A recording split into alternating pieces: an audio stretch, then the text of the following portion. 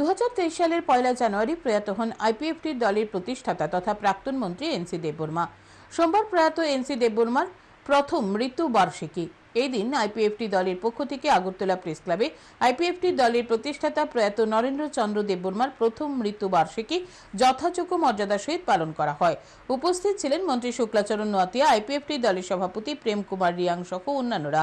উপস্থিত সকলে প্রয়াত এনসি দেববর্মার প্রতিকৃতিতে ফুল দিয়ে ওনার প্রতি শ্রদ্ধা জ্ঞাপন করেন।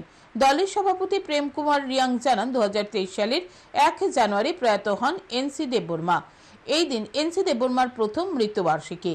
এনসি দেববর্মার প্রয়াণে আইপিএফটি দল অভিভাবকহীন হয়ে পড়ে।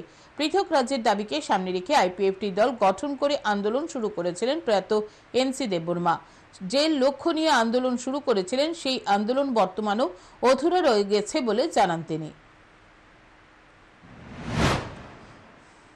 সমস্ত রাজ্যে এবং আমরা আজকে এই পার্টি আইপিএফটি আমাদের ব্রাদারহুড অর্গানাইজেশন যারা আছে, এলাইড অর্গানাইজেশন যারা আছে, কেন্দ্রীয় নেতৃত্ব যারা আছে, আমরা সবাই সম্মিলিত হয়ে আজকের দিনটাকে ওনাকে স্মরণ করেছি।